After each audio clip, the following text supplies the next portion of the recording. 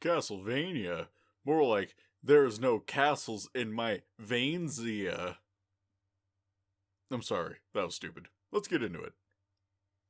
This time on That Game Review Show, I am your host, James, and we will be taking a look at one of the NES's most popular games, Castlevania. And of course, I already fucked this up. I had no real idea on how to start this review. Since this is an NES game, and the first to be reviewed on this channel if I'm not mistaken, there just isn't a lot to talk about with these older games. You take the mantle of Simon Belmont, a vampire hunter from a long line of vampire hunters, out to stop the evil Count Dracula. Not a very exciting story, nor does it need to be. This was 1986, they barely even had sticks and mud as entertainment back then. The castle is obviously filled with plenty of monsters, many of which are from the classic horror movies, like The Mummy and Frankenstein's monster. There's also a giant Medusa head, and the incarnation of death itself. The gameplay is way more deliberate than most other games of this style. Simon's jumps are very stiff and restricted, meaning you can't change direction in mid-air to correct fuck-ups. Some people don't like this, but I find it adds some pretty nice deliberation to your jumps. Your main weapon is a whip, the Vampire Killer. It starts off as a shitty short leather whip, but you can upgrade it to a metal flail and then a super ultra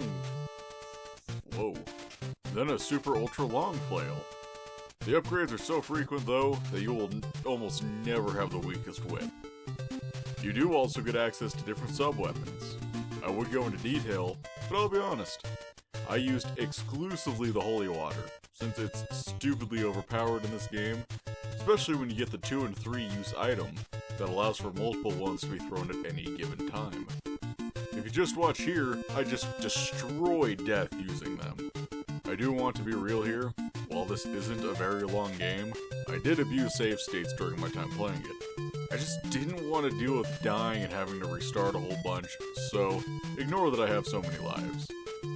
The graphics for this game are fine. While Simon may look a little bit like a mudman, the environments all look very nice. I do love the use of color in this game.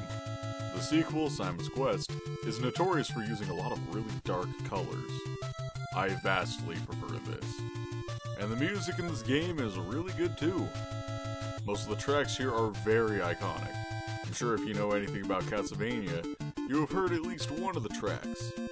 This is partly an exception to not listening to the game soundtracks, but while I enjoy the music, I couldn't sit there and only listen to it, you know?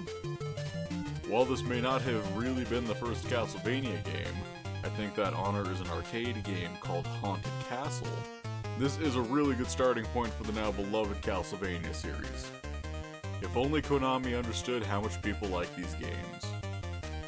Oh wait, there's gonna be a Castlevania Legacy collection coming out fairly soon. Well, that'll be nice.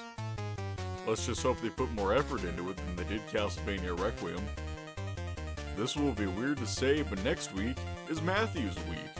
So, come join us back here then.